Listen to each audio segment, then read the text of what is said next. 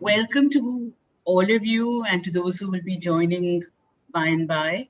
Uh, we, Many of you are actually coming to a Prajnya Gender Talk for the first time. Natasha from some completely different time zone. And I'm delighted to welcome you to this. I just want to tell you that this series actually began as the Women's History Roundtable series a long time ago. And the idea was that we were a group of volunteers, most of whom had not been trained in any research methods. And our original vision was not to do gender violence, which is what everybody knows us for, but to do history. We wanted to be like a women's history and women in politics place. And so the idea was that this series would introduce, we would have scholars come, talk about the research, but also talk about how they did the research. And for many years, we met in cafes, then we met in borrowed seminar rooms. Then finally, 2 years ago, we found an office, and then COVID booted us out of that space. So here we are, but this allows us to have exotic guests from exotic locales like Kabul. And so we're very, very excited to have have today's speaker with us, and to have all of you joining us from, is it Melbourne, Natasha, and Jammu, and Hyderabad, and Pune, as far as I can tell, apart from Chennai, and Bhubaneswar. So let me introduce Inshah to you. We met Inshah through Twitter. To be precise, my colleague Shakti, who hasn't logged in yet, met her through Twitter. And we were going to ask her to tweet from our account during the 16 days campaign, but that didn't quite work out. So instead, we have an even better deal. We get to listen to her talk about her research. Dr. Inshah Malik is an assistant professor of political theory and international relations at Kardan University in Kabul, Afghanistan, and a visiting professor at the University of Washington. She was awarded a PhD degree from the Center for Comparative Politics and Political Theory, School of International Studies, JNU. A former Fox Fellow at Yale University, her monograph on Muslim women agency and resistance politics, The Case of Kashmir, was published by Palgrave Macmillan in 2019. Her research interests include political theory, history of Islam, political movements, internet activism, and gender studies in Central and South Asia, particularly India, Pakistan, Afghanistan, and Kashmir. We're really happy to hear from you and looking forward to learning a great deal. And on that note, over to you. You'll speak for about 30-ish minutes, and then we'll all chat with you. Thank you.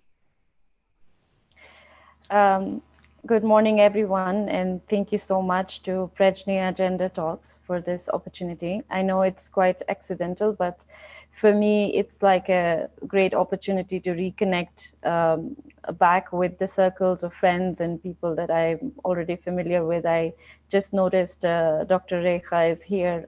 We haven't met, but obviously we always inspire each other and through our works that we've done. So I'm very glad to be talking to all of you today. So what I'm going to do is I'm going to keep this conversation as crisp as possible, and perhaps walk you through what led for me to really investigate the question of Muslim women and why I feel that it's an important subject to be explored, and what are the limitations within the feminist theory when we discuss the question of Muslim women within conflict zones. So to walk you back a little bit, I was obviously raised in Srinagar, Kashmir, and I took to further studies in major cities in India, in Delhi, Bombay. And for me, the questions kind of were always the obvious ones, like, you know, as a Muslim woman, can you study? Can you travel? Are you let out or you're not let, so there were a lot of such questions that kind of reeked from a certain disconnect that I understand was created by a politics, of course, that is the politics of disconnect that exists between India and Kashmir. So I got really interested in the politics of it to really understand, okay, what do Muslim Kashmiri women want? Why do they, you know, present themselves or constitute themselves in the ways that they have? And what does it really mean for us to study their, their ethnographic or their lived experience? Um, so I started with what I call as the interventionist feminism.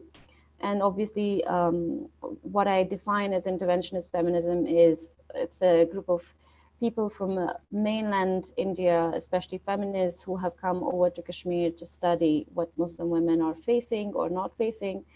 Um, and the kind of tropes one would usually see within the feminist writing was that, well, Kashmiri Muslim women are victims of a double patriarchy, of, the cultural patriarchy, and or they're kind of trapped between two sides of warring men, and they are definitely voiceless victims who don't, who don't exist for themselves. So it presented for me in my research several challenges as a feminist, if I would call myself so. That how do I talk about other women without necessarily taking away their sense of agency? Because clearly, this part of feminist writing really did not speak to me. I was raised by a matriarchal grandmother who was widowed at 30, and who would tell me all the stories of Kashmir and always teach me how to be brave and be a fighter and stand for my rights. So the ideas that I encountered within the English feminist writing about Kashmiri women were really counter to what I had experienced living and growing up in Kashmir. So I kind of was puzzled about how do I then depict Kashmiri women, of course, who chose to be religious, who chose to wear traditional headgears or wear hijab or comply with Islamic rules, um, but were not necessarily victims or were not necessarily people without agency.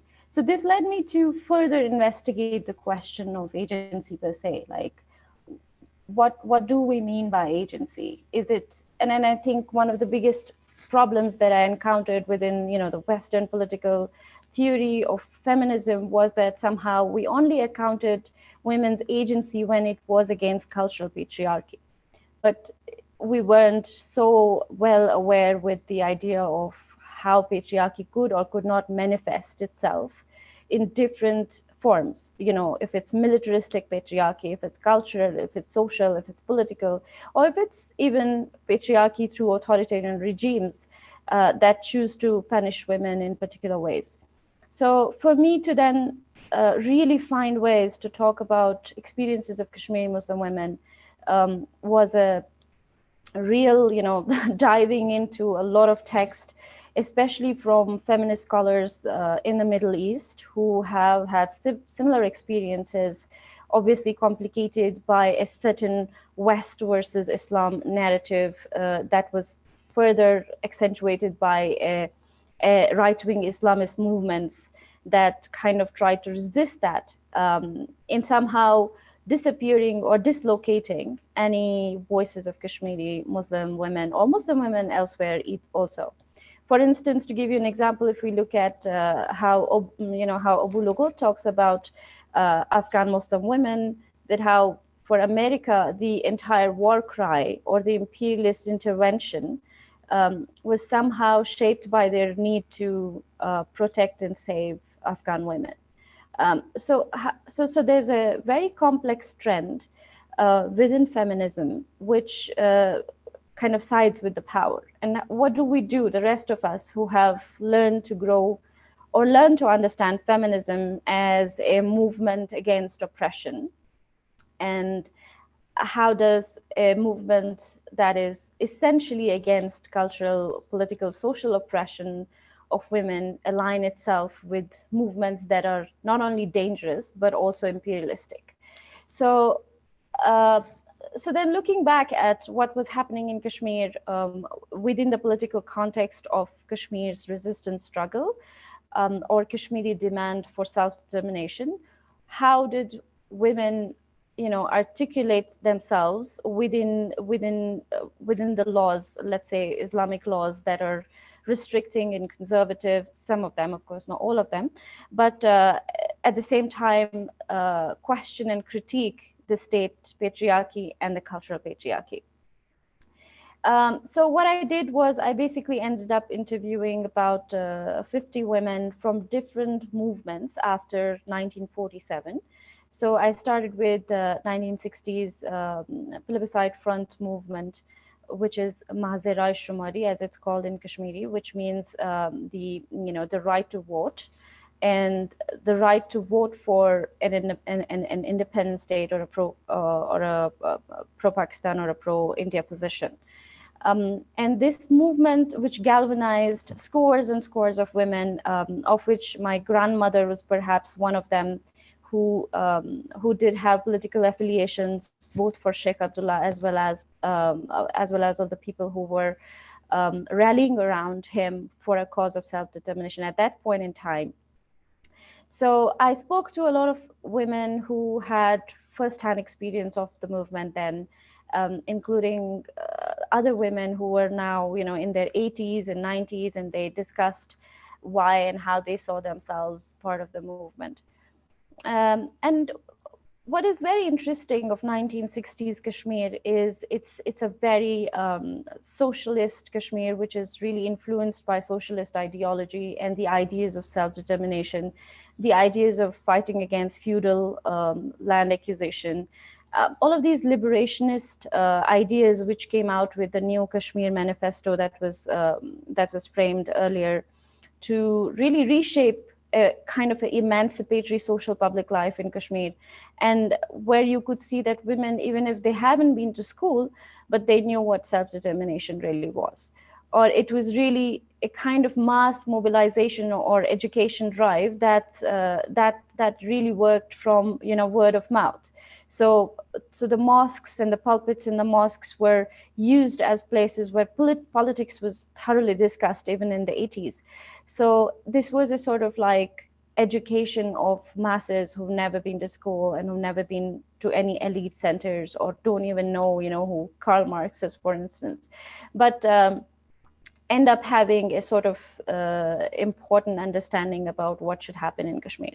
I would like to quote like a lady who I interviewed that time, and she told me that she was so inspired by the struggle because she didn't feel that it was, it was just about her. She felt that there was a sense of community and there was a sense of common fate that was tying up all these Kashmiri women together, and the sense of purpose that helped them to feel that they're not really just it's not like they can't do anything about the circumstances of Kashmir at that time, but they felt like they had agency and they had the right to actually do things and to work it out. So we see right in 1960s as well, like you have a lot of women, even before that in 1931, we have lots of women who are either killed, who are jailed, who serve as uh, in essential positions with the stronger men, the political men, and they are pretty much punished for it.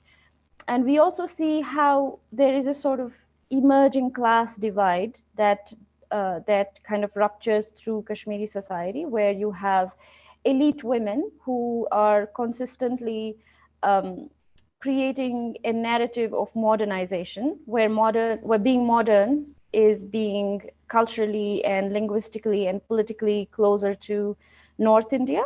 So where it's like change of language, change of dress, or change of ethics, to show that they are more upwardly mobile and they are more educated and better off than others. So this is also the time when most of the Kashmiri women, they leave their traditional headgear, which was the one that would tie in the back, and they would use the Punjabi style of dressing. And kind of, there's this total reformation of a certain modernity that is inspired by or kind of influenced by a kind of elitist Indian modernity, I would say. And what that led to was, these political movements, they rose and they fell, but they created a sort of narrative and space for women to participate and also discuss what could be their collective future, and of course discuss the political future of Kashmir, while they were also discussing their own personal issues, the issues of family, the issues of how the laws treat women, and how issues get complicated.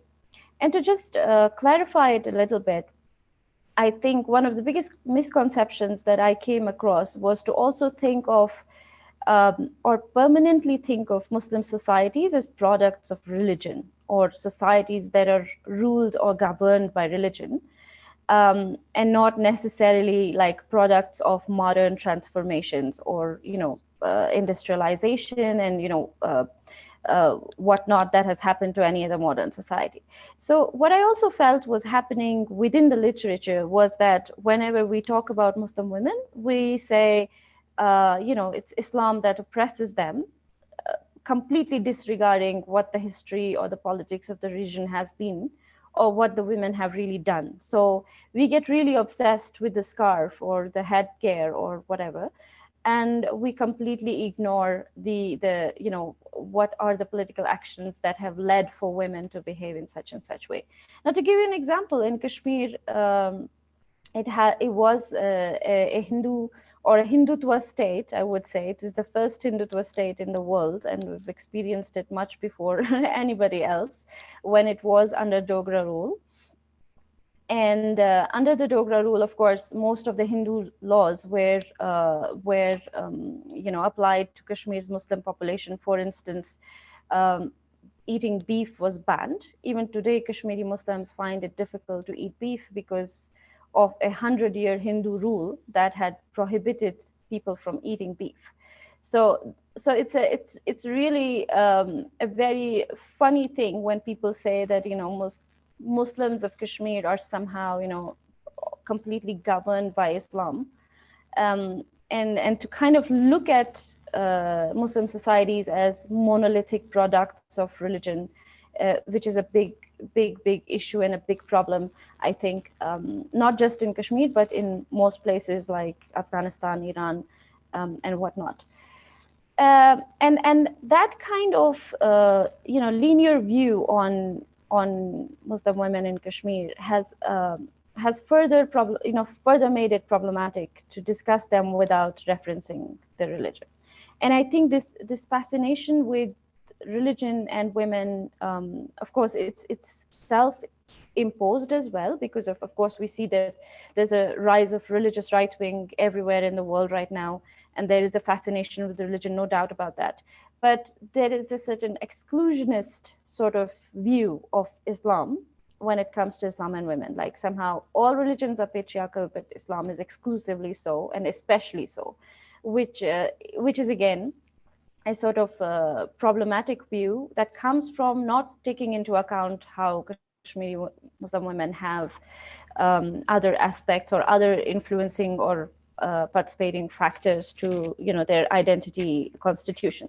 Then again, looking at agency, where most of the Indian feminists are over at that point when I was researching, looking at agency only in terms of an individual autonomy. Like when you're saying to your father, like, I don't care, I want to wear a mini skirt. That's a very interesting instant of feminist liberation. But not when you're telling a gun-wielding military man that I'm not going to remove my scarf. Because autonomy is, the conception of autonomy is so masculinistic that many of the philosophers have contended that we are never really individualistic, even in very modern societies where gender relations have changed because of industrialization. We are always, self-constitution happens in relation to other, not that we are dependent on other people for defining who we are. No, but we actually do the self-constitution on our own. This is our own personal prerequisite, like how I want to express myself or who I want to be. But it makes more sense in relation to other people. If you were not in a society embedded as an individual, that your actions will have direct consequences on other individuals. I think to a great extent in feminism, we sort of fail to acknowledge that the very idea of the very idea of self-constitution or autonomy is a very masculine idea that no longer needs to be propagated or promoted when we talk about women in different movements and different embedded within different movements. And then I also explored a sort of new trend that kind of visibilized Kashmiri women more so after the 1980s. And so I'm just going to share a slide here because it would help us to really look at what I'm trying to get at. And of course, media plays a more fundamental role in bringing, sorry, just have too many things going on.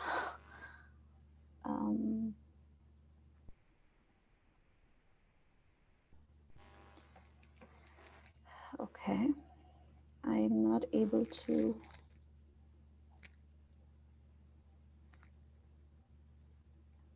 Please do excuse me. Yeah, sure.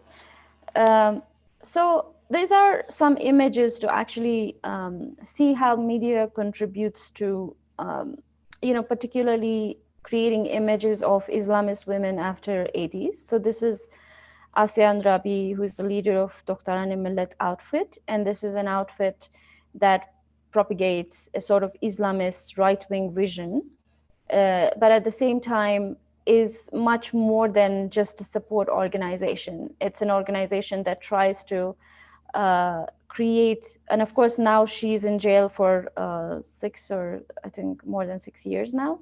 But these are women who took to very right-wing sort of Islam, but to bring out a certain narrative of Islam that could liberate women within the social political context that we're talking about. For instance, yes, they take a right-wing position on what should happen to Kashmir as a community, but when it comes to other social political things that they have invested in and they have done, for instance, Asian Rabi led a movement in Kashmir where she tried to break open locks of the mosques where women were prohibited to go for religious reasons, or even instances where they have fought against social evils like dowry or divorce, not like particularly like helping women to get divorced or helping women regain their economic independence if they are earning or if they have their own money, and using certain interpretations of Sharia law, which are not patriarchal interpretations, but rather qualify as feminist interpretations.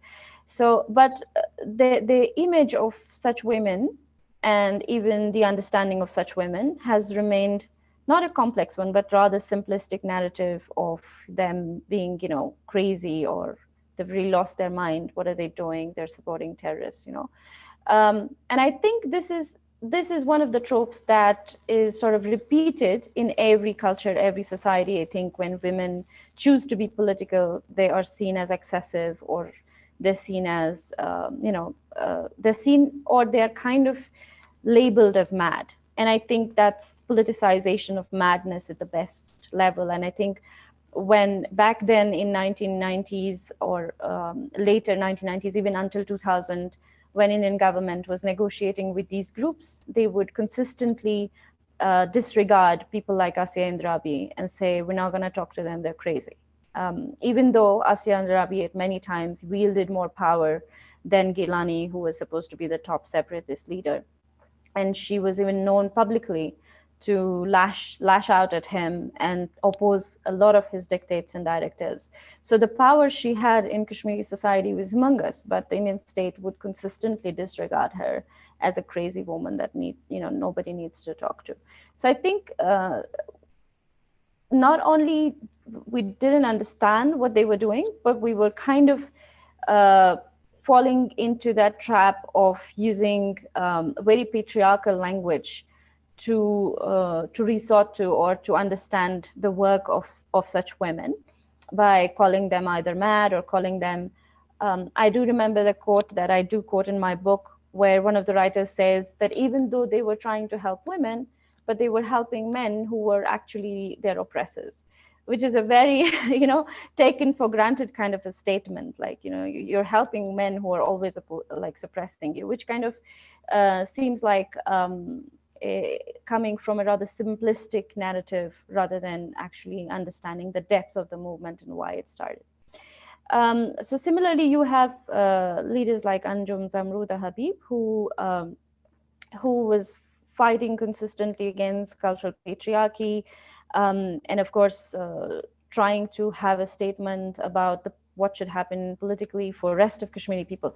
So I think the other mistake that feminism or feminist writing on Kashmir is making is to say, like, women's voices are only important when they talk about women, but not when they talk as political leaders in defense of their community or for their community or whatever they choose to. And that is, again, a sort of a position that tries to take away women's political rights to express themselves as political leaders of the community. And the other thing that becomes quite clear here is to bring your attention to the fact that when we talk about legal societies such as India or such as Iran, where the whatever the natural course of the law is something that determines people's life. But in Kashmir, for last 70 years, we have a kind of a brutal military occupation, which has led down to complete breakdown of institutions which can enforce or enact laws that can protect people. But there are laws that are against people. Like, for instance, you have ASPA or you have PSA, and now after August 5 in 2019, several other laws that challenge, Kashmiri people's right to their land or right to their institutions that they have created, or even right to jobs and right to education, that are completely under a challenge. So such a militarization and annexation of a society leads to a complete breakdown of private and public, where, an armed man in the street, which is of course 900,000 right now, has a complete right to enter your home and do anything. And there is absolute impunity from the legal point of view for you to do anything. So if there is no public and private, I guess the discussion then about Kashmir and India becomes more of a discussion between, the fault lines that have been created for a middle ground to really escape and create a sort of society which is a warring society or a defending society. I don't know if those are terms. But so I think for asking women to really carve out a political action that can really be feminist action, or that we can really recognize it as feminist action, is to disregard the social political and the social political as well as the cultural realities of the life of people in Kashmir. So obviously, we see what are the direct ramifications of militarization. Of course, this is a picture, a very recent one, 2016. A girl named Inshah Malik. I share my name with her, and she's fired upon with pellet guns and loses both her eyes. And she's one of thousands of people who've lost their eyes now. I guess only in the year 2016, and of course, cannot at that point even imagine what their lives can really be. So with this slide, I really wish to bring to our attention, especially in India and the strains of feminism that we have been employing to understand Kashmir, to really rethink about women and their relationship with religion, but not without the context in which these women are embedded and why they choose to sort of behave or work within those tropes. This is also Hiba Nisar, the youngest pellet victim, and of course you can see she's lost one of her eyes since that operation. And then, of course, how media also creates a kind of disturbing alternative to the mad Kashmiri women. The mad are the ones who are part of the resistance movement, but then they can be turned around. So if you must be very familiar with this image, this is Afshan Ashik, who now plays for Indian football team. She started off as a stone pelter, like you can see here in the picture. And then you could see the turn or the media turn of how she was represented with a series of headlines. I thought this would be interesting for my audience here to see. So this is Greater Kashmir, which says how Afshan Ashik turned from kicking a ball. And by the way, she was already a footballer and she would play for Kashmir at this point when she is throwing stones. So you see how Afshan Ashik turned from kicking a football to picking a stone. This is a Greater Kashmir headline. And on the same day, disturbing alternative image of a Kashmiri stone thrower, which is not a man, but a woman. This is India Today, which finds it disturbing that a woman is throwing stones, right? So to kind of recreate the image of like the mad Kashmiri women who are, doing what the men are doing. Like, why are they doing that? So you see that the flip is it's very sharp between what Kashmir, a major newspaper in Kashmir reports and what India Today reports. And the spin goes on in a very interesting way as well. So somehow Z News says from a stone pelter, she's become captain of JK football team, which is wrong because she already was. And then she was, throwing stones. And of course, always vociferously taking a stand against violence, peace-loving youth icon. And, of course, we can trust Bollywood to throw in its kick for the story to change. And so with Afshan's case, like in how media kind of aids what the theoretical tropes or academic or discussions kind of also ignore when they're looking at is how everything about Kashmiri women is politicized, and the trope of mad versus sane is really a trope between being pro-Kashmir politically or being pro-India. So where pro-Kashmir is being crazy and pro-India is being sane. So it's very interesting how it plays out, and I'm kind of wondering that how it might also be used against women in different settings to create a sort of acceptable citizenship. And as governments become more and more authoritative, how can women really discuss the right to be political in some way or the other? And of course, I'm using this image, which is quite interesting. This is after Article 370 was removed. There were, I think a lot of you must be familiar, there were, people trying to, let me see if I can, yeah. So there's, there's a lot of things happening online where people are saying, okay, Article 370 is removed, and now we can really find Kashmiri women to marry. So I think the incessant need to discuss women or Kashmiri women only in terms of their victimization is to basically, bring out a sort of savior Indian man, I don't know, which kind of recreates the Western trope of colonization in a very ugly way, where you have white men trying to save the people in, I don't know, women in India or women in Egypt in the early colonization period. So somehow these tropes you see are quite obvious and clear in the relationship between India and Kashmir, in terms of how the gaze and the subject sort of move and don't move, So here I would also like to talk about Masrat Zehra. I think you're all very familiar with her. She's a very prominent photojournalist from Kashmir. And then again, how media chooses to discuss her, who chooses to, dress conservatively, but, that's about it. Like, we can easily discard what else she's doing, if only the image within the media sort of fits the narrative of Kashmiri victims, Kashmiri victim women. So she says, for instance, I was raised in a conservative Muslim family. My father is a truck driver and my mother is a homemaker. My parents wanted me to pursue a university degree that would lead to a government job, but I defied their wishes and instead went to journalism school. The photographers who came to cover the protests in my neighborhood were always men. And whenever I saw them, I imagined myself like taking pictures like, of the scenes before us. And then she created this story for which she was about to be arrested, and I think they were going to put UAPA on her.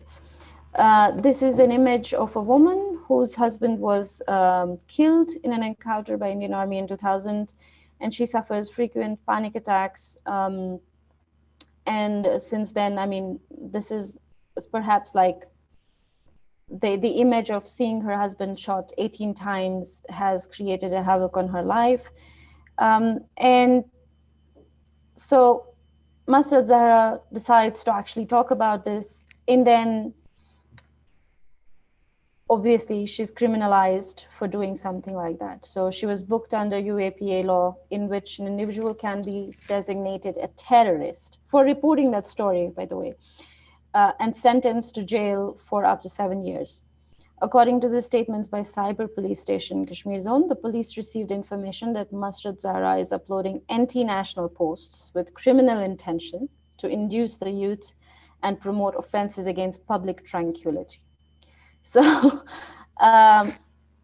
it's scary, and at the same time, it kind of exposes like how, in what way political action by women, and now here really with this story that it dissolves the, we can really move past that she is wearing a headscarf, but we know that women could be not wearing a headscarf and choose to do stories like that and can get criminalized. And that's the crux of how for Kashmiri women, like becoming political like that is really sometimes the only way forward if they wanted to exist, right? For her, coming from such a background, it's like seeing violence every day on the roadside. I think for her, the only motivation is that I want to tell these stories. I want to show this to the world and see that if I can change something. And I think that's already the kind of political feminist action that we can really recognize and see. But somehow, as I had begun doing my research work, I was seeing that there wasn't appreciated for that. I hope you can still hear me. Hello? Yes, we Sorry, can. I lost my connection for a bit. So looking at then, from the 80s, this sort of the trend of women using headscarves or trying to look more or dress conservatively, but taking political actions that challenge the state or that challenge not just the state, but also patriarchy within their families, and disassociate from oppression of any sort. So that's the kind of view that I got of Kashmir and Kashmiri society as I finished my research, that I wanted to present that view to the world, and not just simply, a view of, oh, we are, Kashmiri women are victimized and they have no way out and they do nothing, or they're just killed, or, I just wanted to show that even in the most limiting circumstances, I think human beings, they find ways to self-constitute themselves in a way that they don't accept their own oppression. And this is again a picture from 2018 when top militant groups were actually coming out with bold statements against women, saying, you shouldn't be doing this because we are your brothers and we'll take care of you, so you don't have to pelt stones. And the moment these statements came out from top militant groups, women came out in thousands of numbers to actually stone pelt, because to tell them that you're not going to tell us what to do.